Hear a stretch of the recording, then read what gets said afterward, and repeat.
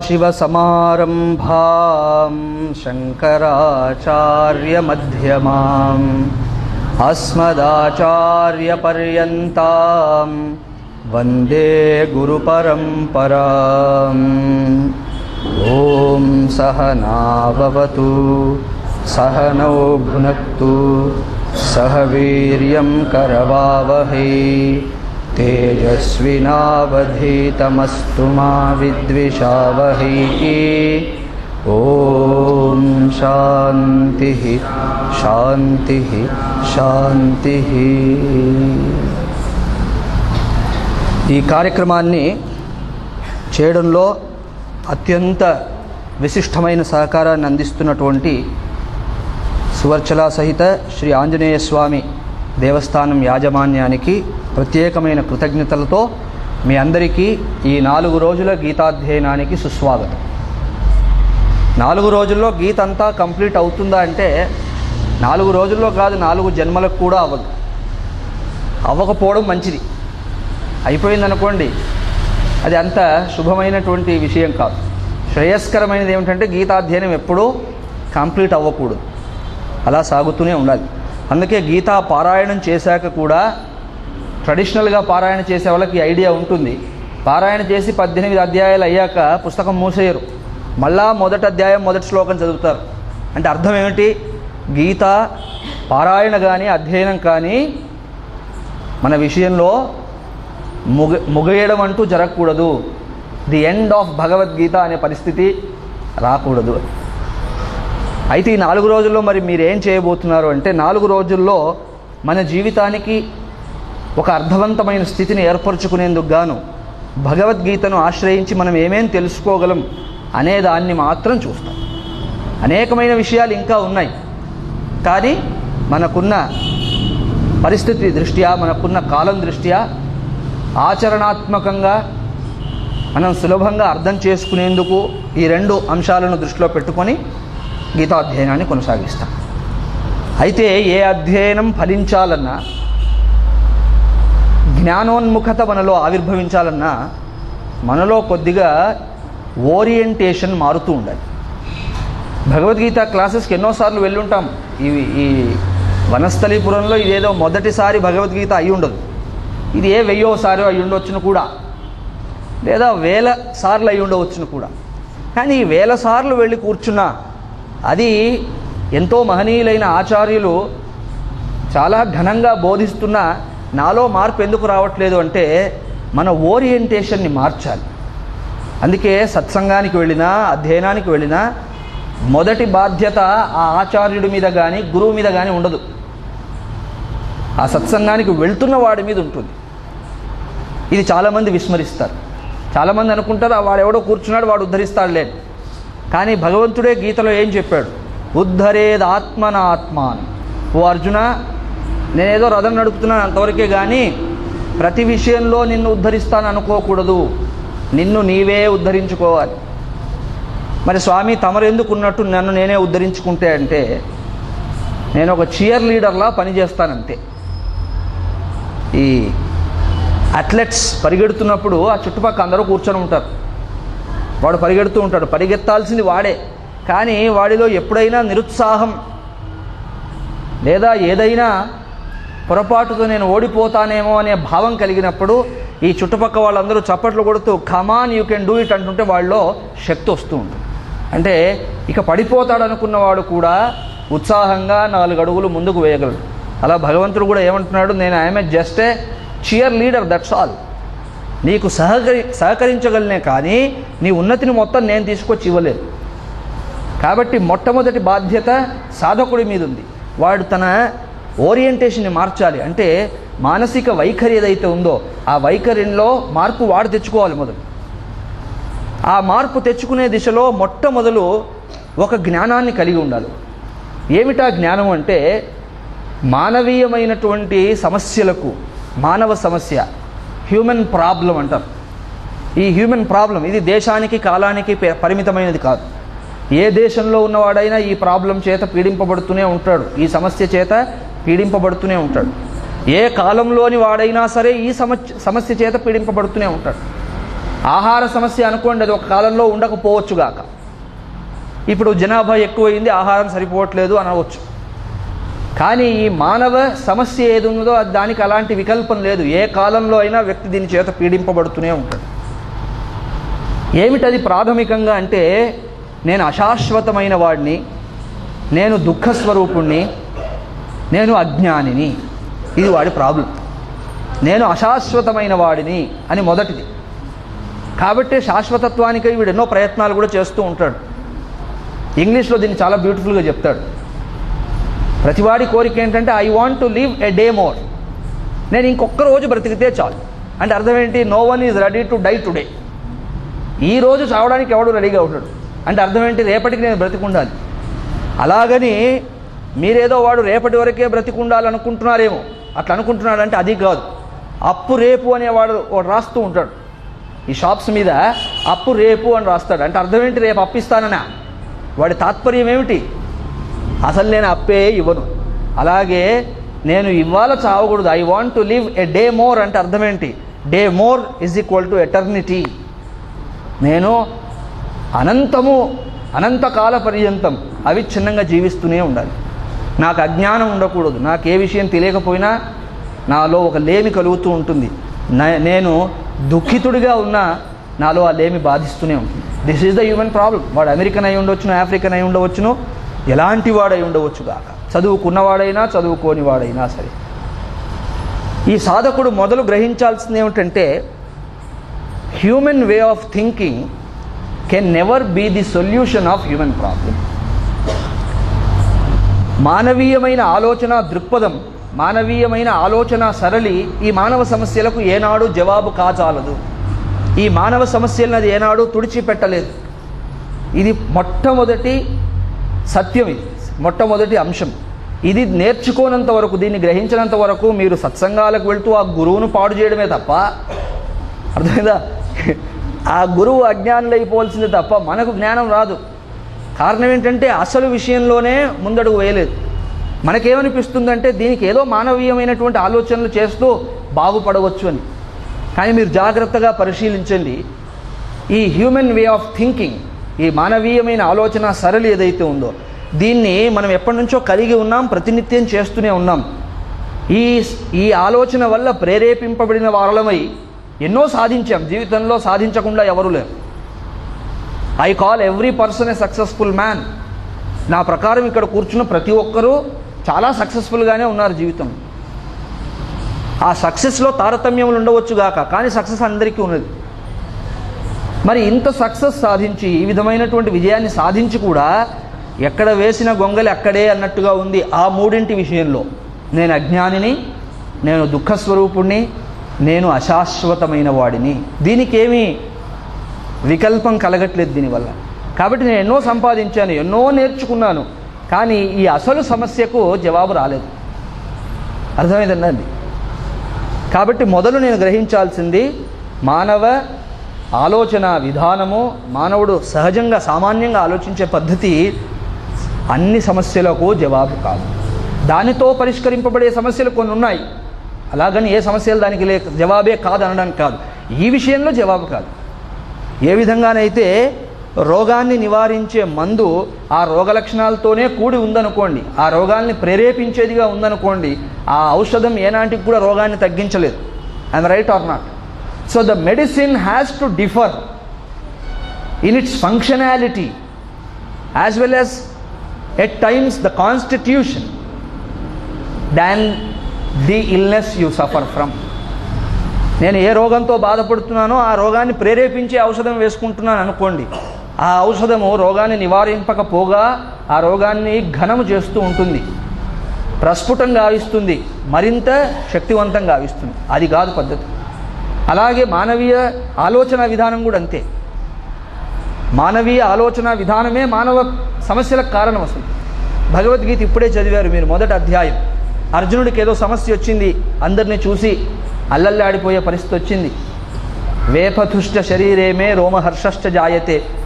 అయ్యా సీదంతి మమ గాత్రాన్ని, మాట్లాడడం రావట్లేదు స్వామి, శరీరం అంతా జ్వరంగా అనిపిస్తోంది, శరీరం కంపిస్తూ ఉన్నది, భయం ఎలా ఆక్రమించింది ఈ దేహాన్ని అంటే రోమ రోమము భయము చేత కంపింపబడుతూ ఉన్నది, ఈ పరిస్థితుల్లో నేనున్నాను అని అంటూ ఎన్నో ఆలోచనలు చేశాడు. మీరు ఆ తాత్పర్యాన్ని ఇంటికి వెళ్ళాక చదవండి. అన్ని ఆలోచనలు చేసినా లాభం లేకపోయింది. అంటే నాకున్న సమస్యకు ఏదో ఉపరితలంలో పరిష్కారాన్ని నాకున్న ఆలోచన విధానం సూచింపగలదే కానీ అదే ఆత్యంతికమైన సమాధానాన్ని ఇవ్వలేదు. అప్పుడు నేనేం చేయాలంటే ఖచ్చితంగా I should rise above this level of human thinking. ఈ మానవ ఆలోచన విధానానికంటే కొద్దిగా పైకి వెళ్ళాలి. కొద్దిగా 2 అడుగులైనా పైన వేస్తే కానీ దీనికి పరిష్కారం లభించదు. అలా మానవుడు ఆలోచించలేని అంశాలను మానవుడి బుద్ధికి అందేలా చేసేటువంటి గ్రంథము భగవద్గీత. అర్థమైందండి? భగవద్గీత చేస్తున్న పని ఏంటంటే ఇది. చాలామంది నన్ను అడుగుతారు, మనకి ఎందుకండి భగవద్గీత, హాయిగా బ్రతుకుతున్నాం, ఉన్నాం, తిరుగుతున్నాం కదా అంటే, భగవద్గీత ఇందుకు అవసరం. నాకున్న ఆలోచనలతో సమస్తాన్ని పరిష్కరించడం కుదరదు. నేను ఎంత హీరో అయినా క్షణాల్లో జీరో అయిపోతాను. కాబట్టి భగవద్గీత అతిమానవ ఆలోచన విధానాన్ని మనకి ఇస్తుంది. అతిమానవ అన్నప్పుడు అదేదో భయంకర పదం అనుకోవద్దు. నా మీనింగ్ ప్రకారం not the regular way of thinking, that's all. Not just the regular way of thinking. So I should rise above, కొద్దిగా ముందుకు వెళ్ళాలి. ఈ విధంగా భగవద్గీత అందిస్తున్నటువంటి సందేశాన్ని మనం కొద్దిగా అర్థం చేసుకోవాలనుకుంటున్నాం. ఆ టాపిక్ కూడా రాశారు వాళ్ళు అక్కడ.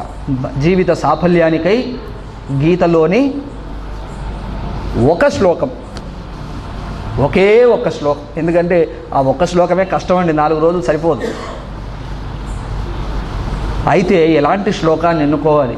జీవిత సాఫల్యానికై గీతలోని ఒక శ్లోకం అన్నారు కాబట్టి ఏదో ఒక శ్లోకం తీసుకుందామా?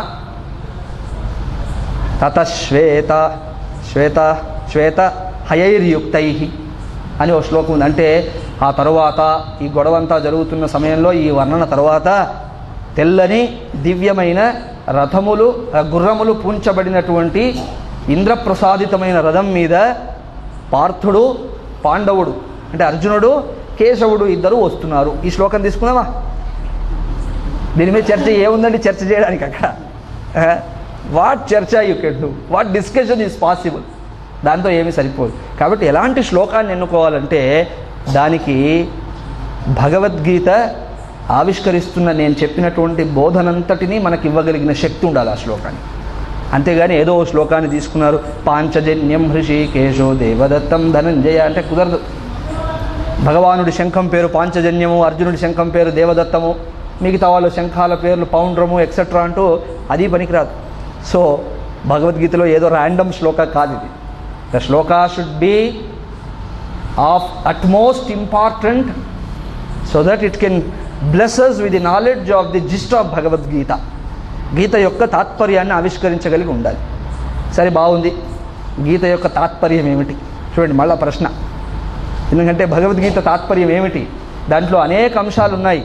3వ అధ్యాయం తీస్తే కర్మయోగం అంటారు, 6వ అధ్యాయం తీస్తే ధ్యానయోగం అంటారు, ఇంకో అధ్యాయం తీస్తే జ్ఞానయోగం అంటున్నారు, మరో అధ్యాయం తీస్తే పురుషోత్తమ ప్రాప్తి యోగం. ఇలా ఎన్నెన్నో ఉన్నాయి కదా. గీత యొక్క తాత్పర్యం ఏమిటి అంటే భగవద్గీత యొక్క ప్రతి అధ్యాయం చివర ఆ అంశాన్ని ప్రతిపాదన చేశారు. ప్రతి అధ్యాయం చివర, ఇది మహాభారతంలో లేదు, తదనంతరం రాసినటువంటి వ్యాఖ్యాతలు రాసినటువంటిది అయినప్పటికీ గీతా తాత్పర్యాన్ని అందులో పొందుపరిచారు. ఓం తత్సత్ ఇది శ్రీమద్భగవద్గీతాసు, బహువచనం భగవద్గీతలలో అని. బహువచనం ఏంటంటే ద చాప్టర్స్ ఆఫ్ గీత, భగవద్గీత యొక్క అధ్యాయములలో.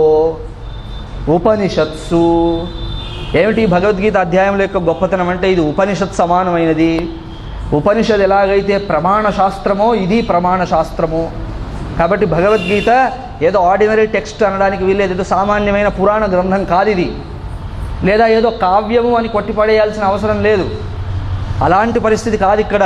ఉపనిషత్తు ఏ విధంగా ప్రమాణ శాస్త్రమో, వేదము ఎలాంటిది ప్రమాణంగా ఉన్నదో, the ultimate source of knowledge, ప్రమాకరణం, ప్రమాజనకం ప్రమాణం.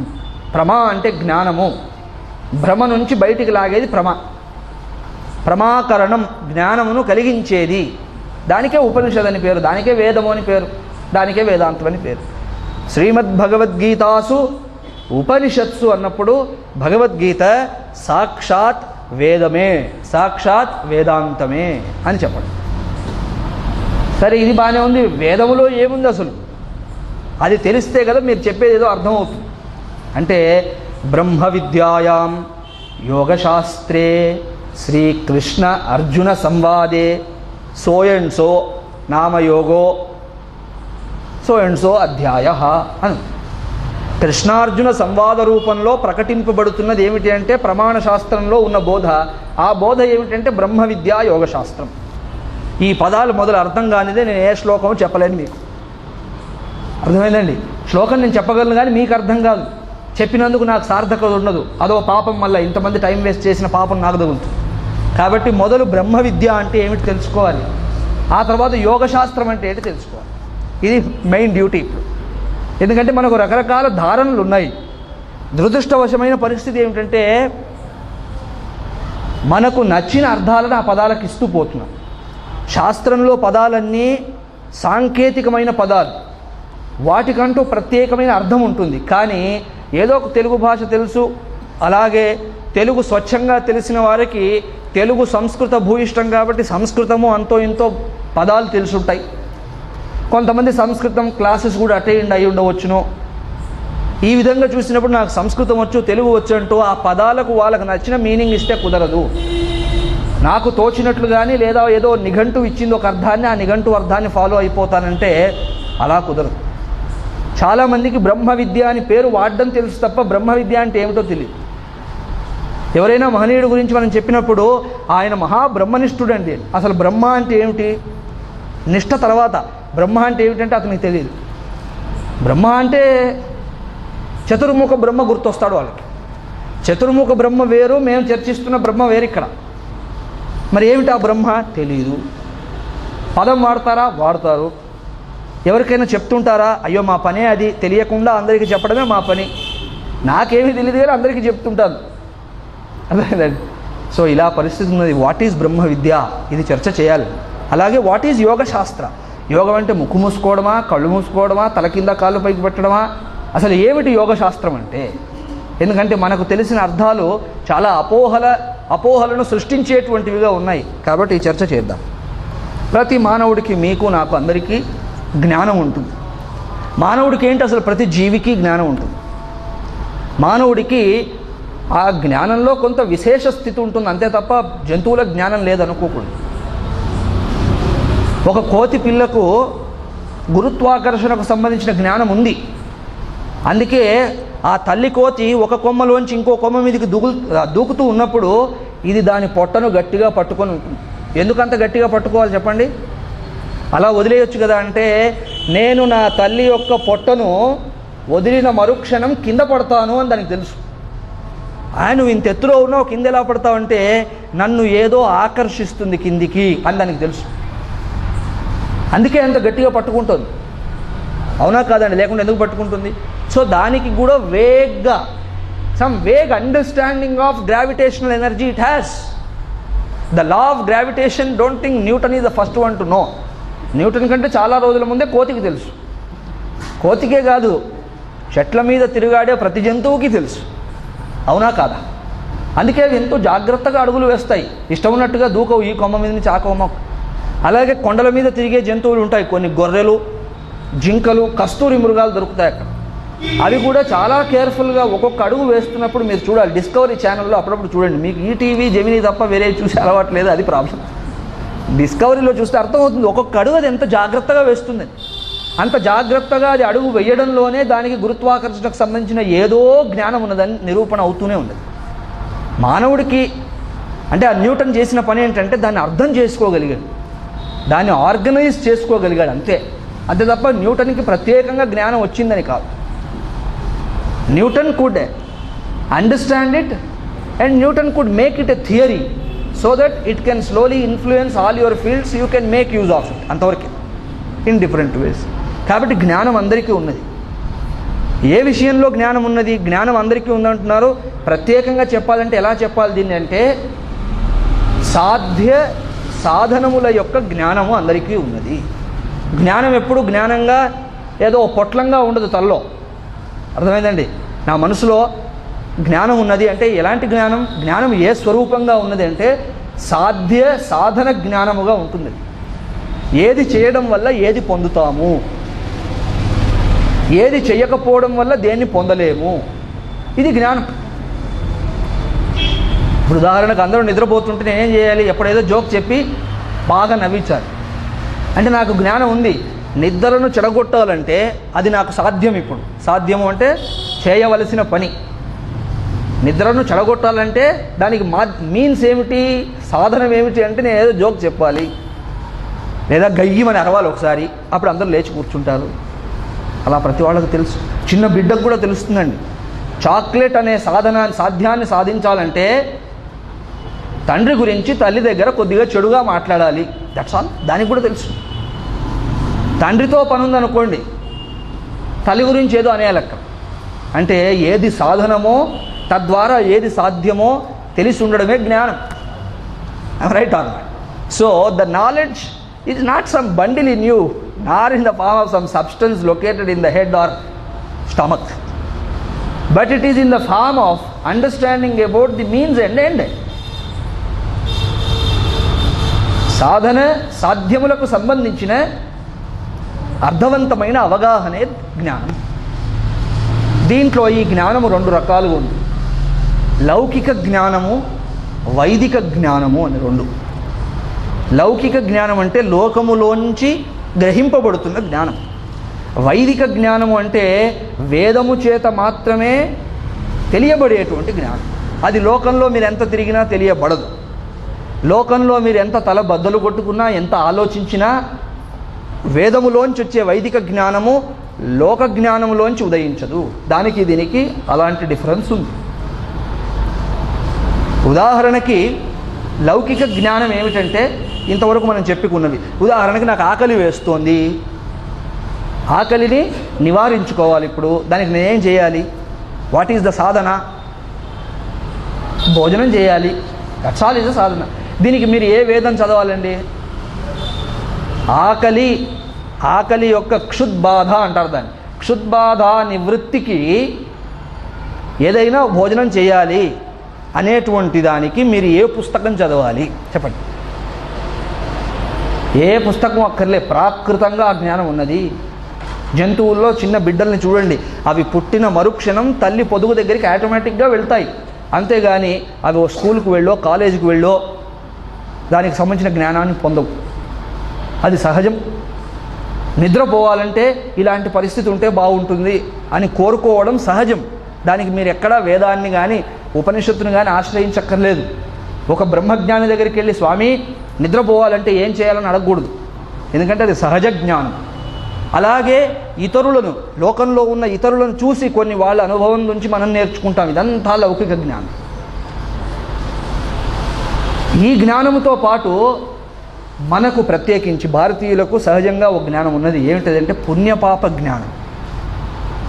ఎవరికైనా అకారణంగా సుఖహేతు అయినటువంటి ఆస్కారం ఉన్నదనుకోండి, లభించిందనుకోండి, అప్పుడు మనం ఏమంటామండి? ఏ జన్మలో చేసిన పుణ్యమో ఈ రూపంగా ఉంది అంటాం. రైట్? అలాగే ఎవరికైనా అకారణంగా దుఃఖప్రాప్తి కలిగిందనుకోండి, పాపం ఆ దుఃఖానికి హేతువే లేదు కానీ దుఃఖం కలుగుతోంది అతనికి, అప్పుడు ఏమంటాం? ఏ జన్మ పాపమో అంటాం. Right sir? పుణ్యపాపములు. ఈ పుణ్యపాప జ్ఞానము మీకు లోకంలోంచి రాదు, అది వేదంలోంచి వస్తుంది. పుణ్యము పాపం అనేది కంటికి కనిపించేదా? ఇప్పుడు ఒక ఆయన ఇబ్బంది పడుతుంటే పాపం అతను ఆవరించున్నట్టు మీకు కనిపించిందండి? ఎప్పుడైనా చూసారా? లేదే. అలాగే ఒక ఆయన సుఖపడుతుంటే అతని చుట్టూ పుణ్యము దగదగ మెరుస్తూ మీకు కనిపించిందా? లేదే. మరి ఎక్కడి నుంచి వచ్చింది ఈ జ్ఞానం? ఇది ఏ జన్మ పాపమో పుణ్యమో అయి ఉంటుంది. ఇది వైదికం జ్ఞానం, వేదము చేత తెలియబడేటువంటి జ్ఞానం. వేదం చెప్తుంది. మరి బైబిల్లో కూడా ఉంది కదండి, సిన్ అని మెరిట్ అని. అంటే ఎక్కడి నుంచి వచ్చినా వేదంలోంచే రావాలి. బైబిల్ కంటే ముందు, ఇతర గ్రంథముల కంటే ముందు వేదం ఉన్నది. అర్థమైందండి? వేదానికి ప్రారంభం లేదు. ఒకవేళ పాశ్చాత్యులు చెప్పినట్టు మనం అంగీకరించినా వీటన్నింటికంటే ముందు ఉన్నది ఋగ్వేదం. కాబట్టి వేద జనితమైనటువంటి జ్ఞానం ఇది. కాబట్టి మరే చోట ఇది కనిపించినా వేదములోంచే వచ్చి ఉండి తీరాలి, వేరొక ఆస్కారం లేదు. ఈ విధంగా వైదికం జ్ఞానం, లౌకికం జ్ఞానం. అలా వేదం మనకు తెలియజేస్తుంది, నువ్వు ఏ పాపం చేస్తే ఎలా దుఃఖపడతావు, ఏ పుణ్యం వల్ల ఎలాంటి సుఖాన్ని పొందుతావు, అలాగే నాకు ఇప్పుడు ఏదైనా పాపం ఉంటే దాన్ని ఎలా డిస్మిస్ చేయవచ్చును, లేదా ఎలా రెగ్యులేట్ చేయవచ్చును, దాన్ని ఎలా కంట్రోల్ చేయవచ్చును, ఎలాంటి పుణ్యకార్యములు చేయడం వల్ల ఎలాంటి స్థితి సంప్రాప్తం అవుతుంది, ఇవన్నీ అది చెప్తుంది వేదం. ఎందుకంటే పుణ్యం అనేటువంటిది కానీ పాపం అనేటువంటిది కానీ ఒక కేటగిరీలో లేదండి. పుణ్యము దానికి గ్రేడ్స్ ఉన్నాయి, షేడ్స్ ఉన్నాయి. పాపానికి కూడా గ్రేడ్స్ ఉన్నాయి, షేడ్స్ ఉన్నాయి. అంతేగాని ఈ పాపం అందరూ ఇలా బాధపడతారని ఉండదు.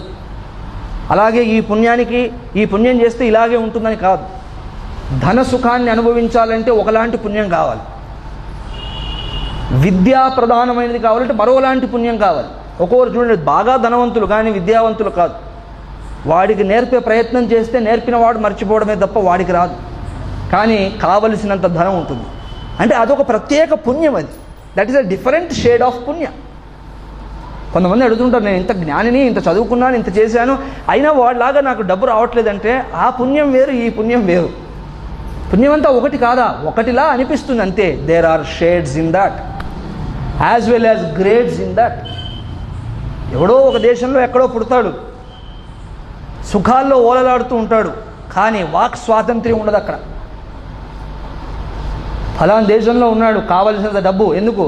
వాడి ఇల్లు ఎక్కడ కట్టుకున్నాడో ఆ చుట్టుపక్కంతా పెట్రోల్ బావులే. కాబట్టి అదొక పుణ్యమే అండి, మామూలు విషయమా? పెట్రోల్ బావు ఉన్నవాడు ఎంత సుఖాన్ని అనుభవిస్తాడో చెప్పడానికి లేదు.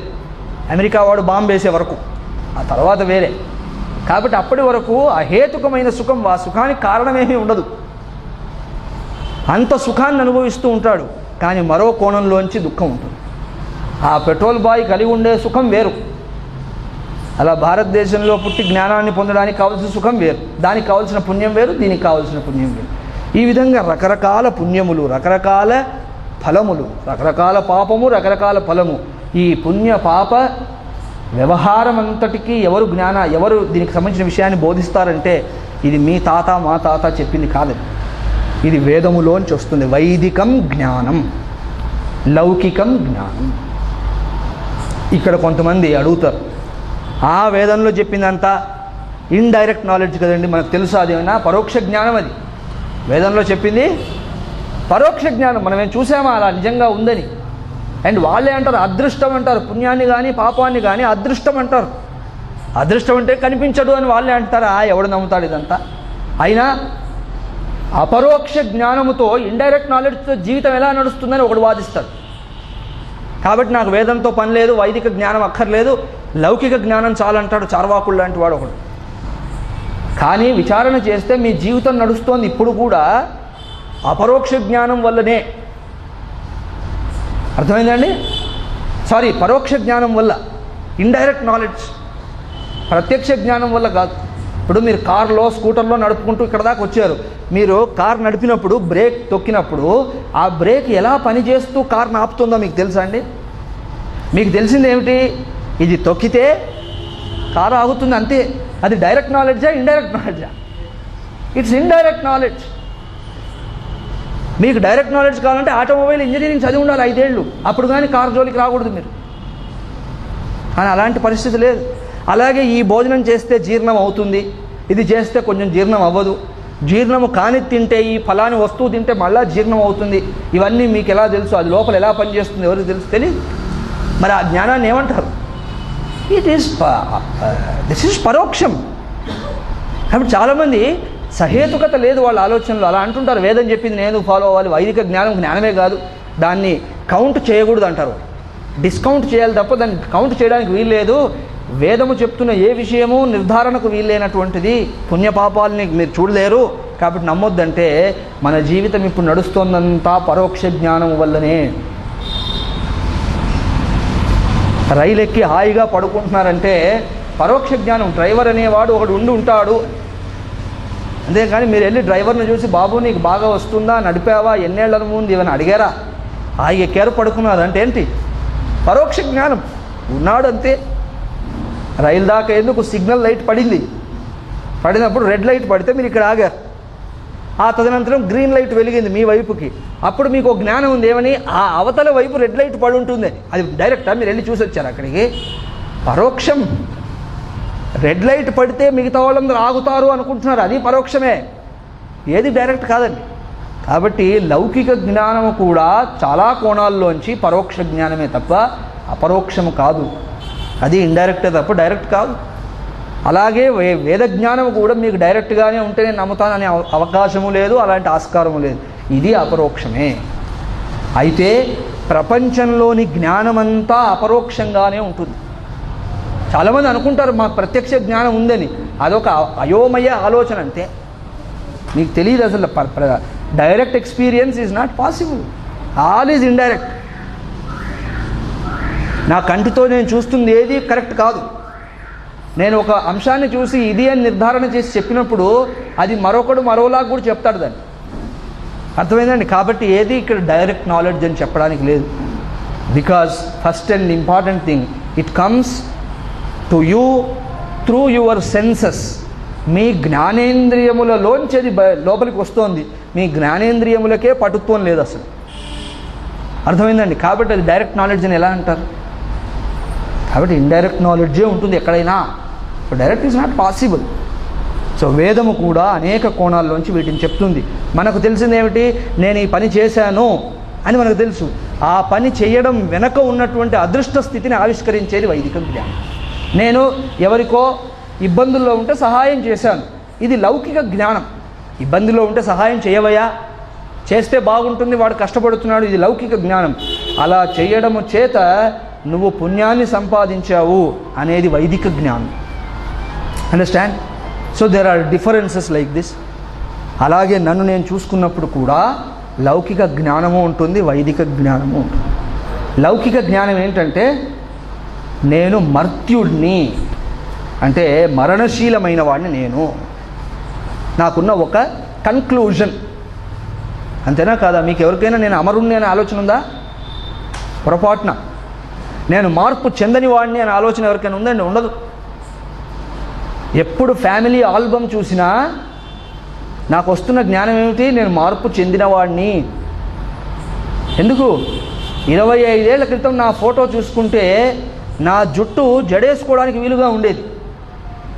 ఈ 20 ఏళ్లలో ఆ వ్యక్తి లేడు ఇప్పుడు. అర్థమైందండి? ఈ 20 ఏళ్లలో జుట్టు ఏ రకంగా పోయిందంటే, క్షురకర్మకు వెళ్ళినప్పుడు వాడిని మీరు అడుగుతారు, ఏమయ్యా మామూలు జుట్టున్న వాళ్ళకు అంతే డబ్బులు తీసుకుంటున్నావు, నాకు అంతే డబ్బులా? బాగా జుట్టున్న వాడికి 30 రూపాయలే, నాకు కూడా 30 అంటే వాడు అంటాడు, లేదు సార్ మీకు కటింగ్ ఊరికే చేస్తున్నాడు, వెంట్రుకలు ఎక్కడున్నాయో వెతకడానికి 30 రూపాయలు తీసుకుంటున్నాను అంటే. 25 ఏళ్ల క్రితం నా పరిస్థితి అది. ఇప్పుడు ఇలా అంటే మార్పు చెందాను. Right or not? 25 ఏళ్ల క్రితం ఎంతో సినిమా హీరో మాదిరి ట్రిమ్గా ఉన్నాను, ఈ 20 ఏళ్లలో నేను మార్పు చెందాను. కాబట్టి మీ ఫ్యామిలీ ఆల్బమే ప్రూఫ్ దానికి. నేను నిరంతరం మార్పు చెందేవాడిని. ఈ మార్పు చెందడంతో పాటు ఒకరోజు ఎవరికీ దొరకకుండా పోతాను, అవ్యక్తంగా ఉంటాను, మరణిస్తాను. మరణాన్ని ఎవడు చూడలేదు, మళ్ళీ ఎవరండి ప్రూఫ్ అంటే ఫ్యామిలీ ఆల్బమ్. మళ్ళీ కూడా కొన్ని మనం చిన్న చిన్న విషయాలతో గ్రహించుకోవచ్చండి. ఫ్యామిలీ ఆల్బమ్ ఇంట్లో పెట్టుకోవడం మంచిది. ఎందుకంటే ఎవరినో చూపిస్తారు, వీళ్ళిద్దరూ మా తాతగారు మా బామ్మగారు. ఆ చూసేవాడు అడుగుతాడు, ఎక్కడున్నారండి వీళ్ళు? ఇప్పుడు స్వర్గస్థులైపోయారు. That is a proof. మొన్నటిదాకా వాళ్ళు ఉన్నారు, ఇప్పుడు లేరు. సో మర్త్యోహం, I am a mortal being. This is no. దీని కొరకు ఏ జ్ఞానం అక్కర్లేదు, ఏ వేదము అక్కర్లేదు, ఏ భగవద్గీత అక్కర్లేదు, ఏ గురువు అక్కర్లేదు. Right or not? అలాగే నేను పుట్టాను, పెరుగుతూ ఉన్నాను, నాకు రకరకాలైన మనస్థితులు ఉంటాయి. ఈ స్థితిలో నేను ఇలా ఉంటాను, నా మనస్సు బాగాలేకపోతే నేను ఇలా ఉంటాను, కొన్నిసార్లు ఆవేశంగా ఉంటాను, కొన్నిసార్లు బుద్ధుడి కంటే ప్రశాంతంగా ఉంటాను. ఇవన్నీ నా గురించి నాకు తెలిసినటువంటి విషయాలు. వాటితో పాటు నేను వీళ్ళెవరూ కాదు, నేను ఎవరితో వ్యవహారం చేస్తూ ఉంటానో అవేవి నేను కాదు. ఈ జ్ఞానం కూడా ఉంది మనకి. రైట్ అన్నా? నేను ఈ మైక్ చూస్తున్నప్పుడు, ఈ మైక్తో వ్యవహారం చేస్తున్నప్పుడు నాకు ఈ జ్ఞానం ఉన్నది, నేను మైక్ కాదు అని. ఉందా లేదండి? అనిపిస్తూ ఉంటుందా నేను మైక్నని? అనిపించదు. అలా నేను మీతో ఎవరితో అయినా మాట్లాడుతున్నప్పుడు ఖచ్చితంగా మీరు నేను కాదని నాకు తెలుసు. ప్రపంచంలో ఏ వస్తు సముదాయంతో నేను వ్యవహారాన్ని సాగిస్తున్నా ఆ వస్తు సముదాయం నేను కాదు అని కూడా నాకు తెలుసు. దీనికి కూడా ఎవరు వచ్చి బోధించక్కర్లేదు.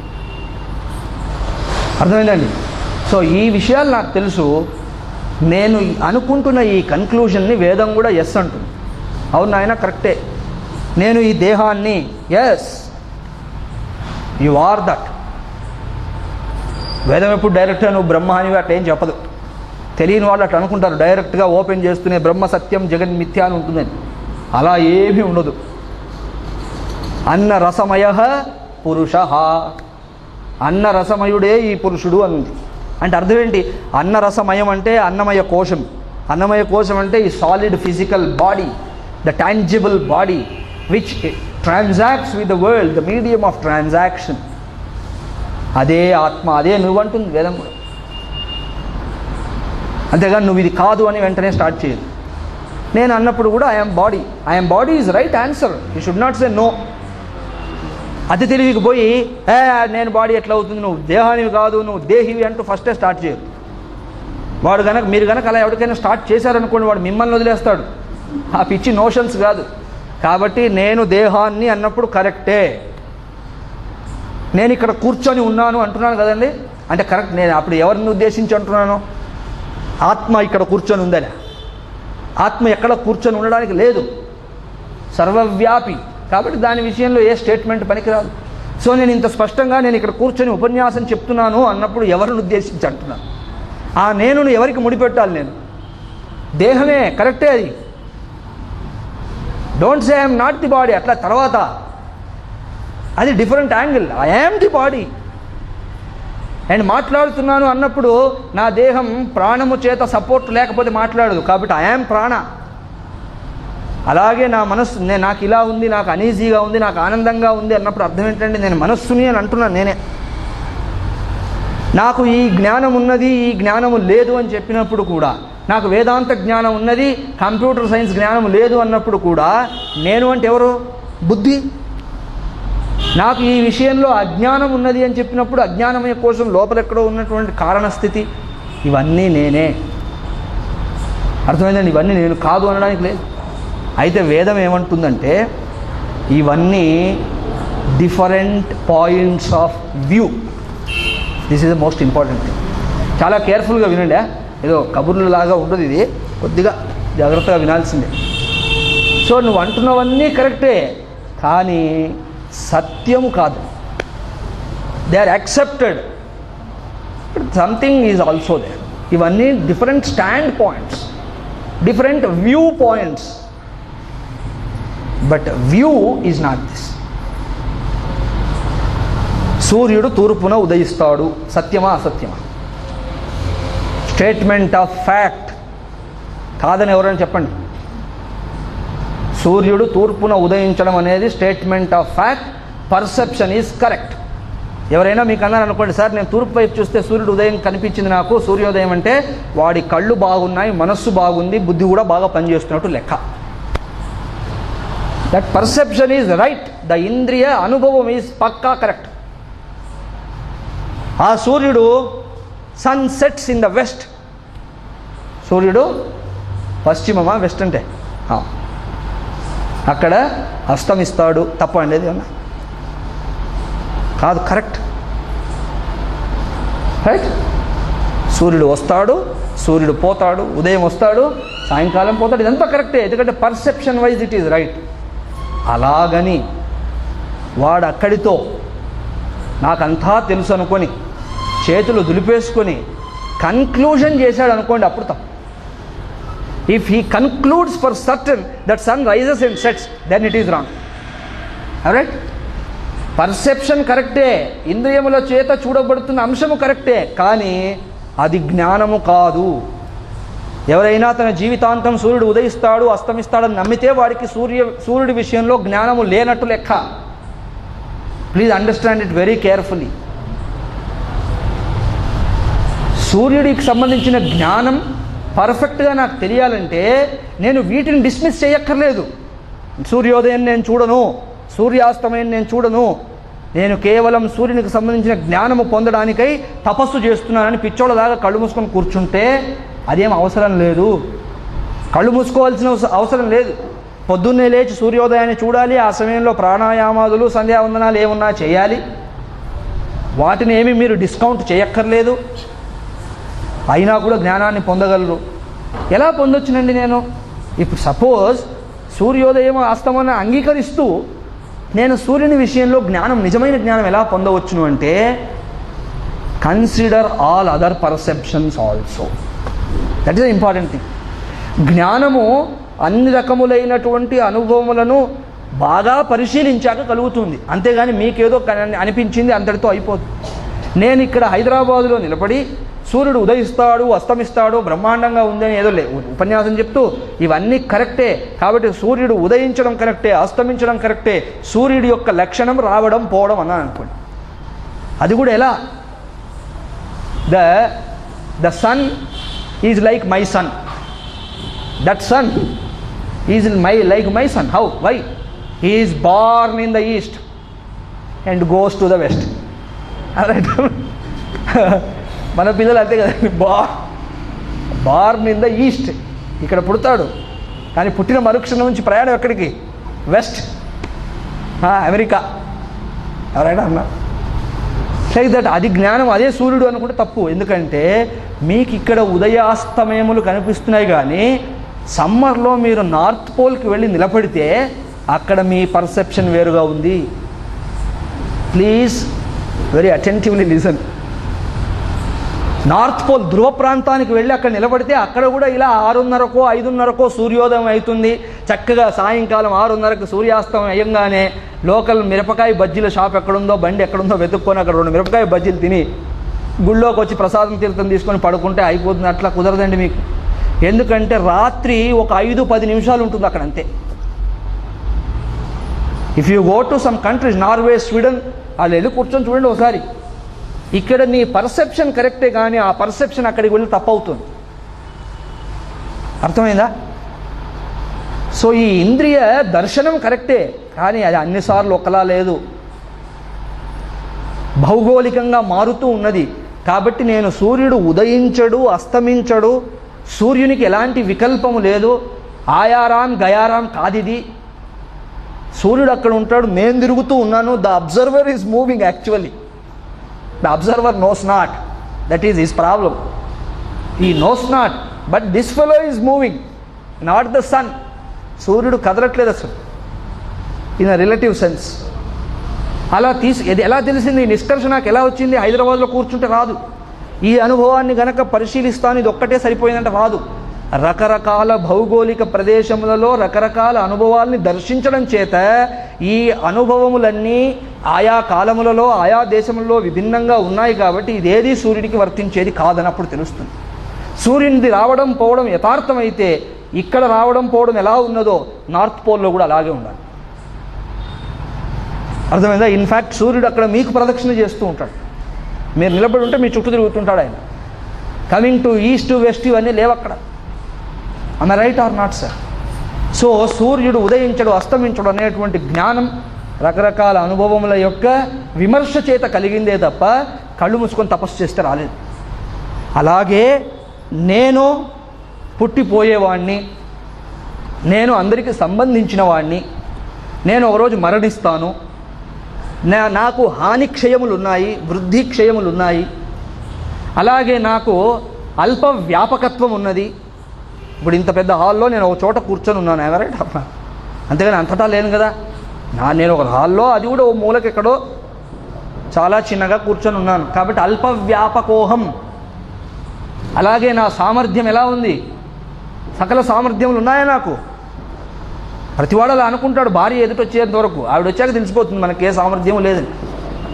సో అల్ప సమర్థోహం.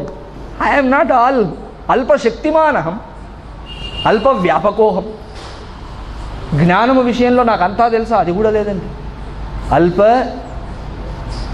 అల్ప జ్ఞానం ఏది టోటల్గా లేదు. ఇవన్నీ తప్ప అవునా అంటే పర్సెప్షన్ వైజ్ రైట్. అర్థమైందండి? Perception wise they are right. అవి డిస్మిస్ ఎప్పుడూ వేదాంతం చేయదు. తెలియక ఎవడెవడో ఇష్టం ఉన్నట్టు చెప్పేసరికి కన్ఫ్యూజన్స్ వచ్చాయి అందరికీ. వేదాంతం ఏ రోజు దాన్ని డిస్మిస్ చేయదు. పర్ఫెక్షన్, మీ పర్సెప్షన్, మీ యొక్క ఇంద్రియ మనోబుద్ధులతో చూడబడినప్పుడు అది కరెక్టే, కానీ జ్ఞానం అది కాదు. Conclusion is not that, it should not be that. Then what is the conclusion? నా పర్సెప్షన్ ఏంటి? నేను దేన్ని చూస్తున్నాను? The seen is different from the seer. చూడబడేది చూస్తున్న వాడికంటే అన్యం. నేను ఒక వ్యక్తిని చూస్తున్నాను, అతను వేరు, నేను వేరు. ఈ రాయిని చూస్తాను, అది వేరు, నేను వేరు. ఇలా అనుకుంటే వేదము వీడిని ఎత్తిన ఓ బాంబు వేస్తుంది. జ్ఞానం ఏంటో తెలిసినా సీన్ అండ్ సియర్ ఆర్ వన్ అంటుంది. దిస్ ఈజ్ వైదికం జ్ఞానం. నువ్వేదైతే నా చేత చూడబడుతున్నది వేరు, నేను వేరు అంటున్నావో కాదు, అది నువ్వు ఒకటే, అది నేను ఒకటే. అవును, నిజంగానే, ఎస్. అలా ఎలా ఒకటవుతుంది? నేను వేరుగా ఉన్నాను దేహంలోంచి. నేను నాదో దేహం, ఆయనదో దేహం. నేను దేహం అనే కోణంలోంచి చెప్పట్లేదు అంటుంది వేదం. అప్పుడు not from the angle of body. సూర్యుడు ఉదయించడం అస్తమించడం అంటే ఏ కోణంలోంచి చెప్తున్నాం? అది హైదరాబాద్ అనే కోణంలోంచా? ట్రాన్సెండెంటల్ ఇవన్నీ కావు అక్కడ. అర్థమైందండి? వీటన్నింటికి అతీతమైన కోణంలోంచి చెప్పడం జరుగుతుంది.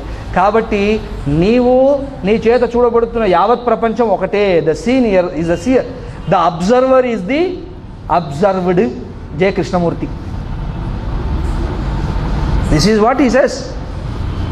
దాంతే తప్ప, నువ్వు తప్ప ఇంకోటి లేదు. ఇప్పుడు మనం ఏం చేయాలంటే, ఇప్పుడు దాకా ఉన్న పర్సెప్షన్ యాంగిల్స్ అన్నింటినీ ఒక్కొక్కటి విస్మరించాలి, డిస్మిస్ చేయాలి వాటి.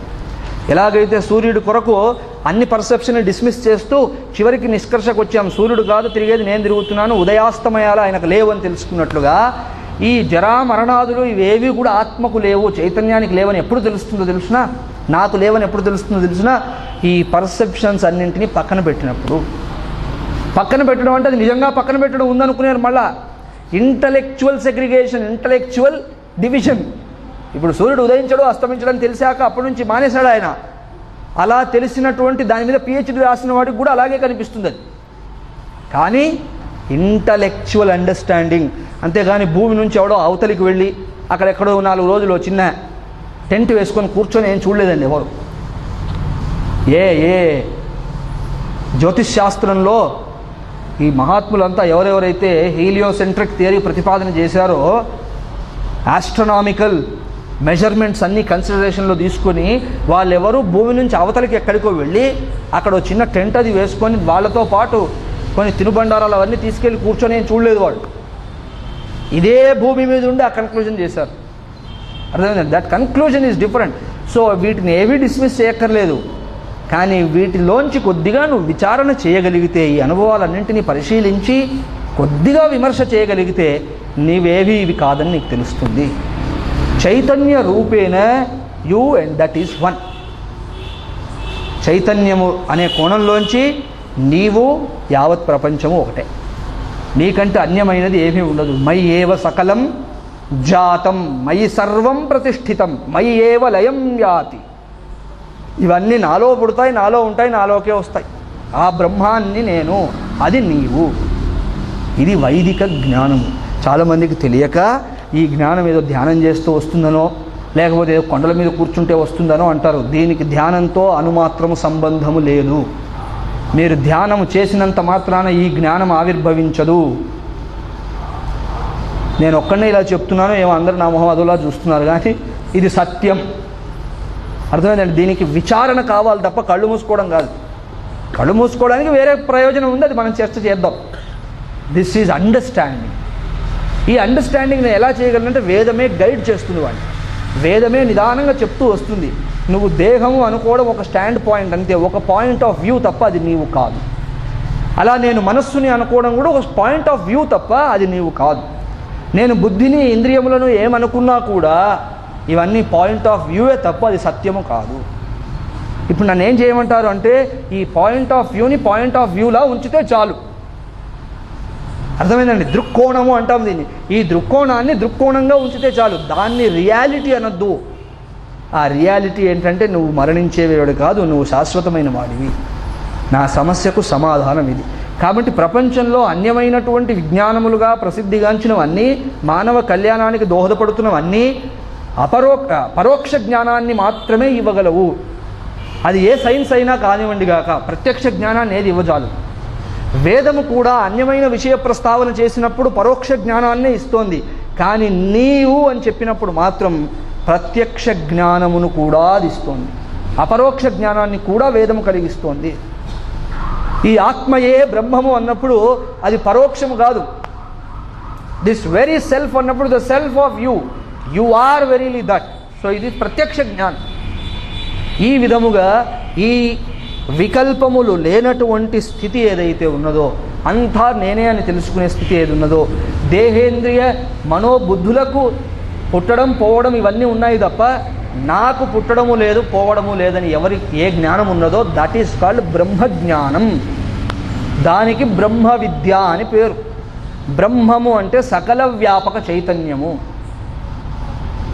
ఏ చైతన్యము యొక్క ఉనికి వల్ల యావత్ జగత్తు భాషిస్తూ ఉన్నదో. మనం వేడిగా కాఫీ చేసుకున్నప్పుడు కాఫీకి వేడిదనం అంటూ లేదు. ఎందుకంటే కాఫీ పౌడరు వేడిగా ఉండదు, పాలు వేడిగా ఉండవు, నీళ్ళు వేడిగా ఉండవు. బట్ ఫ్రమ్ వేర్ దిస్ గుణం has come, steaming hot coffee. That steaming hotness ఎక్కడి నుంచి వచ్చింది? ఆ ఉష్ణత్వం ఎక్కడి నుంచి వచ్చిందంటే అగ్నిలోని ఉష్ణత్వము కాఫీకి మీ కొరకు ట్రాన్స్ఫర్ అయింది కాసేపు మీ మీద దయతో. అగ్నిదేవుడు మీరు కొంత కాఫీ తాగాలనుకుంటున్నారు కాబట్టి మిమ్మల్ని అనుగ్రహించాలని తన ఉష్ణత్వాన్ని కాసేపు ఆ కాఫీ అనే దానికి ఇచ్చాడు. అందుకే ఆ లోపు మీరు తాగేయాలి. అంతకు ఏమాత్రం ఆలస్యం చేసినా కాఫీ ఏమైంది? చల్లగా అయిపోతుంది. అర్థమైందండి? అంటే కాఫీకి స్వతహాగా వేడిగా ఉండే లక్షణం లేదు, కానీ వేడిగా కనిపిస్తున్నప్పుడు ఆ వేడిమి మరో చోటు నుంచి వచ్చింది. అలాగే ఈ జగత్తులో ఏ దానికి కూడా, నా దేహానికి నేను పరిశీలన చేసినప్పుడు పుట్టడం పోవడం అనేది ఉందని నాకే అర్థమవుతోంది. ఇంకా బయాలజీ కొద్దిగా జాగ్రత్తగా చదివితే పుట్టడం పోవడం మధ్యలో పెద్ద గ్యాప్ కూడా లేదని తెలుస్తుంది. ఎందుకంటే అణువు అనుక్షణం చస్తూనే ఉందని తెలిసిపోయింది వాడికి. కానీ ఇది పరమ చేతనావంతంగా తన కార్యక్రమాన్ని నిర్వహిస్తోంది. ఈ దేహం ఏదైతే జడమో, ఆ జడమైన దేహము చేతనావంతమై పనులు చేస్తూ ఉంది. అంటే ఈ చేతన ఎక్కడి నుంచి వచ్చి ఉండాలి? దీని ధర్మము కాదు ఇది. ఈ చేతన చైతన్యము నుండి వస్తుంది. చైతన్యము వలన యావత్ జగత్తు, ఆ జగత్తులో మీ దేహము కూడా ఉంది. The world, the cosmos rather, which includes your physical body also, is enlivened by that consciousness. ఆ చైతన్యమే మీ స్వరూపం తప్ప ఈ పాయింట్ ఆఫ్ వ్యూ ఏది మీరు కాదు. ఈ పాయింట్ ఆఫ్ వ్యూ మంచిదే, అలా ఉండనివ్వండి, కానీ అది మీరు అవ్వజాలరు. పాయింట్ ఆఫ్ వ్యూతో ఎప్పటి వరకు మీ తాదాత్మ్యత ఉంటుందో అప్పటి వరకు సత్యము మీకు నిర్ధారింపబడదు. అప్పటి వరకు నేను పుట్టేవాడిని పోయేవాడిని అనుకుంటాను. ఏ రోజైతే పాయింట్ ఆఫ్ వ్యూ కాదు, ద వ్యూ, దృక్కోణము కాదు, చూసేటువంటి వాడు ఎవడో వాడిని తెలుసుకుంటే మరణం భయం లేదు వాడికి. వాడికి ఇవేవీ లేవు. వాడికి నేను పెరుగుతాను పోతానని లేదు. కారణం చైతన్యము రాదు పోదు. అలగా ఉన్నంత వరకు ఈ ప్రాబ్లమ్స్. కానీ అలా ఎప్పుడైతే నేను వాటర్, జలము అని తెలుసుకుందో దానికి అలా రావడం పోవడం ఒక ఆటలా ఉంటుంది. అంతేకాకుండా ఏ అలను చూస్తున్నా కూడా ఆ అలలన్నీ నేనే అనుకుంటుంటుంది. అది ఎప్పుడు నా నఖశిఖ పర్యంతము నీరే. అలలో ఉండేది ఏంటంటే the content of wave is, Harisha, content of wave is water. అందుకే అబ్బా ఈ అల చాలా బాగుంది, దీన్ని మా ఇంటికి తీసుకెళ్తానంటే కుదరదు. అది చూడడం వరకే తప్ప మీ ఇంటికి తేలేరు దాన్ని. కారణం అల లేదు, కంటెంట్ వాటరే ఉంది. అలా నా నఖశిఖ పర్యంతం చైతన్యమే అని తెలిసినప్పుడు ఈ స్మాల్ అల, దిస్ ఇస్ ఆల్సో అల, ఈ అలకు, ఇది జీవత్వము అనే అలకు నా యొక్క కంటెంట్ చైతన్యము అని తెలిసినప్పుడు ఎదుటివాడి యొక్క కంటెంట్ కూడా అదే, యావత్ జగత్తు యొక్క కంటెంట్ కూడా అదే. I'm right or not? This whole thing is reduced into one. ఏకం ఏవ అద్వితీయం, రెండవది లేదు ఇంకా. అన్ని అలలలో ఒకే నీరు, అన్ని నురుగులో ఒకే నీరు, తరంగములలో అదే నీరు. ఆ విధంగా యావత్ జగత్తు చైతన్య మాత్రమై ఉన్నది.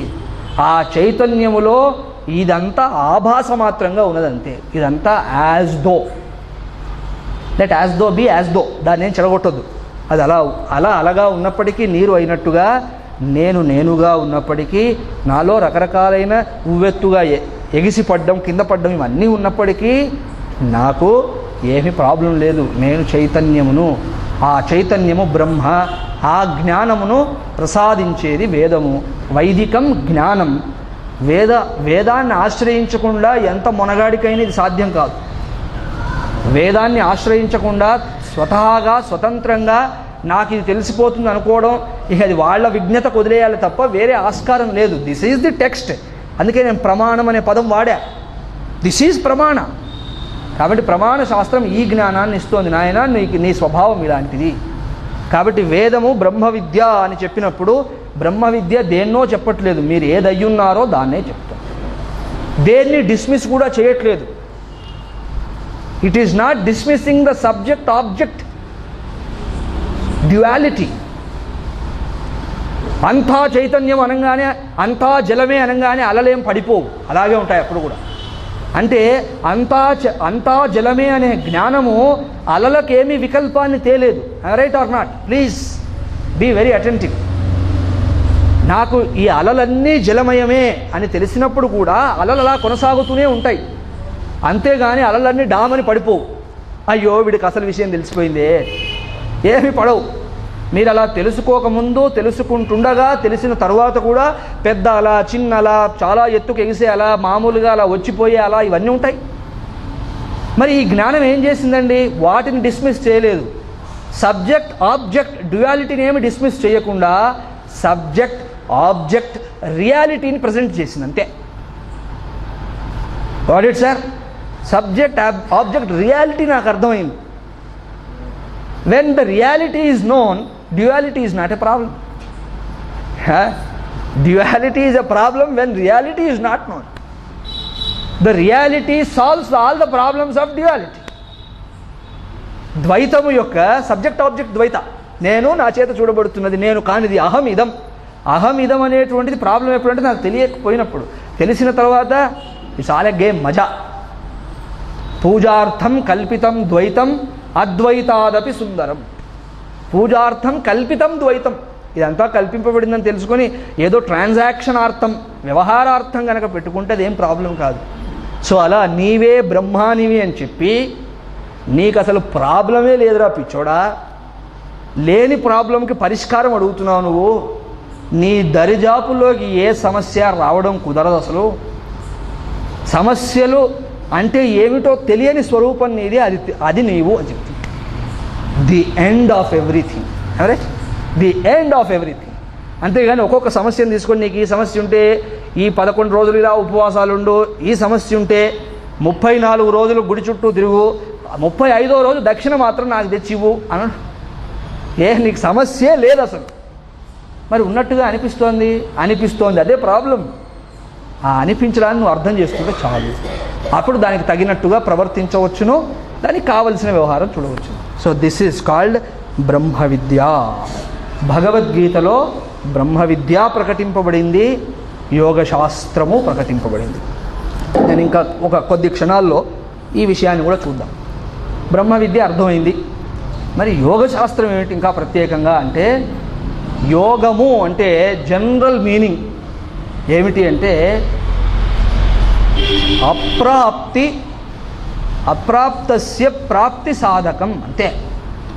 దానికి పెద్ద పెద్ద మీనింగ్స్ ఏం పెట్టక్కర్లేదు. లేని వస్తువు పొందడంలో సహకరించేది ఏదైనా యోగమే. నాకు విద్య లేదు, ఆ విద్యను పొందడం కొరకు నేను చేసే ప్రయత్నం ఏదైతే ఉందో, సాధన ఏదైతే ఉందో దాన్ని యోగం అంటారు అంతే. అయితే ఇవాళ ప్రత్యేకమైనటువంటి మీనింగ్స్ ద్వారా అది చూడబడుతోంది కాబట్టి కొద్దిగా మన తలలో కొద్దిగా కన్ఫ్యూజన్స్ ఉన్నాయి. బట్ భగవద్గీతలో ప్రజెంట్ చేసినట్టు అలా లేదు. భగవద్గీతలో యోగశాస్త్రే అన్నప్పుడు మీరు అనుకునే సో అండ్ సో యోగశాస్త్రే అనో లేకపోతే పతంజలి యోగశాస్త్రే అనుకునేది, అది ఇంకా పొరపాటు. అలాంటివి ఏమీ లేవు. యోగం అంటే లేని వస్తువు దొరకడం. మరి బ్రహ్మ విద్య అంటే ఉన్న వస్తువు అర్థం కావడం. ప్రాప్తస్య ప్రాప్తి బ్రహ్మ విద్య. ప్రాప్తస్య ప్రాప్తి, ఉన్నదాన్ని తెలుసుకోవడం అంతే. Then what is yoga? అప్రాప్తస్య ప్రాప్తి. నా దగ్గర లేదది, ఇప్పుడు సంపాదించుకోవాలి. నేనే బ్రహ్మాన్ని అని తెలుసుకోవడానికి నేను సంపాదించక్కర్లేదు. That is my reality. కాబట్టి అది తెలుసుకోవాలి. కానీ అది తెలుసుకోవాలంటే కొన్ని క్వాలిఫికేషన్స్ కావాలి. అది వచ్చిన గొడవ అంతా. నేను ఇంతసేపు అరిచినా కూడా చాలామందికి ఇంకా అర్థం కాకపోవడానికి కారణం ఏంటంటే తత్సంబంధమైన అధికారం కావాలి, అర్హత కావాలి. అర్హత లేనిదే అన్నింటినీ అర్థం చేసుకోవడం సులభంగా ఉండదు. ఒక అంశాన్ని ఇద్దరు వ్యక్తులకు చెప్తున్నప్పుడు ఒకటికి చాలా సులభంగా అర్థమవుతుంది, మరొకరికి చాలా కష్టం అవుతుంది. కారణం ఎక్కడుంది? చెప్పేవాడిలో ఏమీ లేదు, ఆ వినేవాళ్ళ యొక్క మానసిక పరిణతి, వాళ్ళ బౌద్ధిక డిసిప్లిన్, ఆ విషయంలో వాళ్ళ బుద్ధికి ఉన్న కుశలత, అంతే. ఆ కోణంలో ఆధారపడింది. ఆ విధంగా నాకు బ్రహ్మను నేను అని తెలియడానికి, బ్రహ్మను నేను బ్రహ్మాన్ని అవ్వక్కర్లేదు. I need not become reality, I am that. But to know I require certain things. అందుకే భగవద్గీతలో యోగము అని వాడిన చోటంతా దానికి ఇవ్వబడినటువంటి అర్థం ఏంటంటే అధికారిత్వం, అధికార ప్రాప్త్యర్థం, ప్రాప్తయే, యోగ్యతా ప్రాప్తయే. యోగ్యతను సాధించేందుకై. యోగ్యతను సాధించలేకపోతున్నాను ఎందుకంటే ఏదో అడ్డుపడుతుంది, దాన్ని నివారించడం చేత యోగ్యత్వం వస్తుంది. యోగ్యత్వం వల్ల బ్రహ్మ విద్య అర్థమవుతుంది వాడి. కాబట్టి బ్రహ్మ విద్యకై కావలసిన అధికారిత్వము, అర్హత, యోగ్యత ఇత్యాదులన్నింటినీ సంపాదించి పెట్టడంలో ఒకే ఒక పదం పేరు యోగం. ఇన్ఫ్యాక్ట్ ఇది భగవద్గీతలో వాడింది కాదు, వేదంలో అలా ఉంది. దిస్ ఈజ్ దేర్ ఇన్ వేద. లోకేస్మిన్ ద్వివిధా నిష్ఠా పురా ప్రోక్తామయానఘ జ్ఞానయోగేన సాంఖ్యానాం కర్మయోగేన యోగినాం. జ్ఞానులకు జ్ఞానయోగము చేత అంటే బ్రహ్మ విద్య చేత వాళ్ళకు ఉన్నది, కానీ ఆ స్థితిని అందుకోలేని వారు, అర్థం చేసుకోలేని వాళ్ళ కొరకు కర్మ మార్గము చెప్పబడినది అన్న. కర్మ మార్గం అంటే that is not an alternative for మోక్ష. నేను ఒక స్టేట్మెంట్ ఇచ్చాను అనుకోండి, ఇక్కడ 2 అంశాలు పెట్టాము. ఏమని? సపోజ్ ఇదంతా తరగతి అనుకుందాం, ఈ 4 రోజుల లెక్చర్స్ కాకుండా ఇట్స్ బేసికలీ క్లాస్ అనుకుంటే, నేను ఏదో చెప్తూ పోతుంటే ఆల్రెడీ బాగా తెలిసిన వారు ఈ డైరెక్ట్గా ఈ క్లాస్కి రండి, ఇది అర్థం కాదనుకున్న వాళ్ళు ఆ క్లాస్కి వెళ్ళండి అంటే అర్థం ఏంటి? ఆ క్లాస్ ఈ క్లాస్కి ఆల్టర్నేట్ అనా? కాదు, అక్కడ కొద్దిగా నలిగి ఇక్కడ వద్దురు కానీ అర్థమైందా? అంతేకాని దీనికి అదేదో ఆల్టర్నేటివ్ కాదు. It is not a buffet where in vegetarian and other section is there. నువ్వు ఇక్కడ కాకపోతే అక్కడ పోను, అక్కడ ఆల్టర్నేటివ్ అది, ఇక్కడ ఆల్టర్నేటివ్ కాదు. ఎందుకంటే reality is one. When reality is one there cannot be 2 things, alternative things లేవు. కాబట్టి నాకు అర్హత లేనప్పుడు ప్రయత్నించడం అది నన్ను ఇబ్బందులు పెడుతుంది తప్ప దానివల్ల లాభం ఉండదు.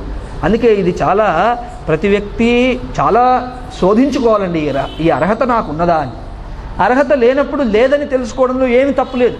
కానీ అర్హత లేకుండా వేదాంత శ్రవణానికి వాడు వచ్చి కూర్చుంటే వాడికి సమస్య కాదో తెలియదు, కానీ చెప్పేవాడికి సమస్య అవుతుందండి. ఎందుకంటే అతని ముఖం చూసినప్పుడల్లా వీడన్నీ మర్చిపోతుంటాడు. ఎందుకు నేను ఇది చెప్తున్నాననేటువంటి నిర్వేదం వాడికి కలుగుతుంది. ఎందుకంటే వీడికి అర్థం కాదు అసలు, ఎంత చెప్పినా సరే సింపుల్ పాయింట్ అని ఇతనికి అనిపిస్తూ ఉంటుంది. That simple becomes highly technical for that fellow. What to do? So అధికార ప్రాప్తికి కావలసిన యోగాన్ని, దానికి యోగము అని పేరు అంతే. ఆ యోగాన్ని కర్మయోగము అంటారు. కర్మయోగం అంటే చలికాలంలో దుప్పట్లు వంచడం, ఎండాకాలంలో మంచినీళ్ళు పోయడం, రోగులు ఎవరెవరు ఉన్నారా అని ప్రార్థనలు చేసి వాళ్ళకి ఏదో పళ్ళు ఇవ్వడం అప్పుడప్పుడు. ఇది కర్మయోగం కాదు, అది కర్మ. కర్మ that's an action, that's all. What is yoga? Yoga is certain different thing. ఆ కర్మను జ్ఞానయోగ్యత గనక మీరు మళ్లించుకుంటే అది కర్మయోగం అవుతుంది అంతే. ఆ కర్మను గనక న్యూస్ పేపర్ వైపు మళ్లించారనుకోండి మీరు, అది కర్మయోగం అవ్వదప్పుడు. ఆ కర్మను ఇతరములైన ప్రయోజనార్థము మీరు మళ్లించుకుంటే అది కర్మయోగం అవ్వదు. కాబట్టి కర్మయోగం అంటే ఏదో పై మీనింగ్ ఇవ్వకండి.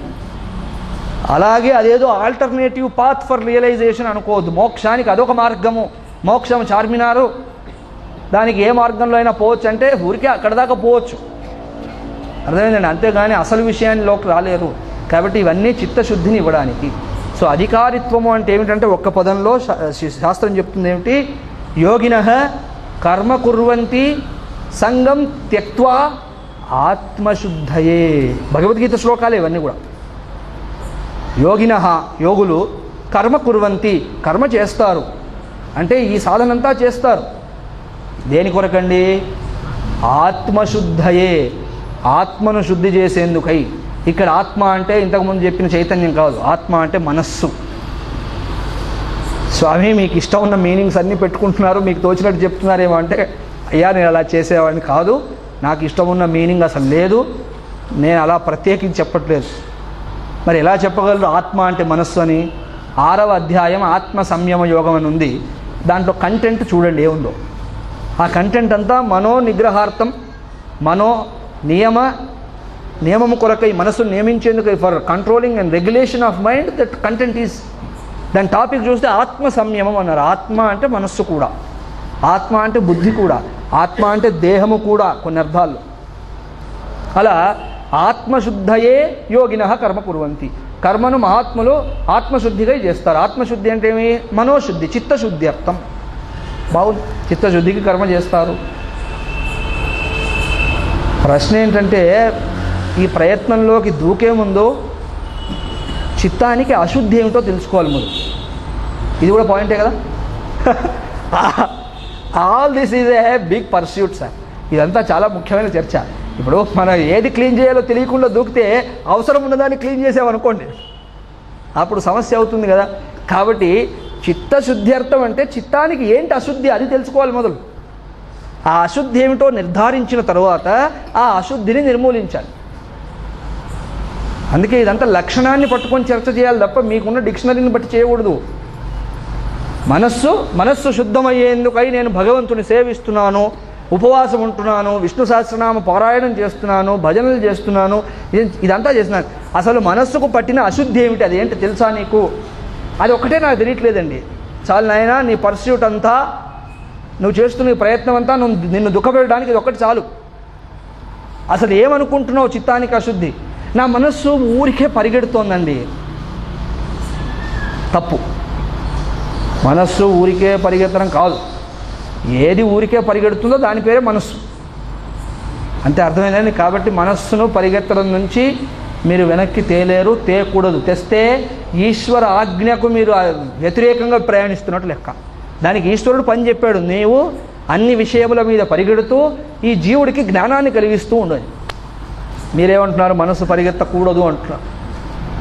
మనస్సు పరిగెత్తాల్సి ఉన్నది, అది రూల్. అది ఇన్ఫ్యాక్ట్ పరిగెత్తడం పేరు మనస్సు. కాబట్టి మీరు దాన్ని ఆపడం కుదరదు. అందుకే దాన్ని ఆపాలని ప్రయత్నించి ఎన్నో సాధనలు చేసి సాధనలను ఆపేశారే తప్ప మనస్సు ఆగింది ఎప్పుడూ లేదు. కాబట్టి మనస్సు పరిగెత్తడం మనస్సుకున్న అశుద్ధి కాదు, మనస్సుకున్న సహజ స్వభావం. అండ్ మీరు లక్షల ప్రయత్నాలు చేసిన సహజ ధర్మాన్ని మార్చలేరు. The intrinsic nature can never be erased because of your puny efforts. Am I right or not? Do 101 things and make sugar salty.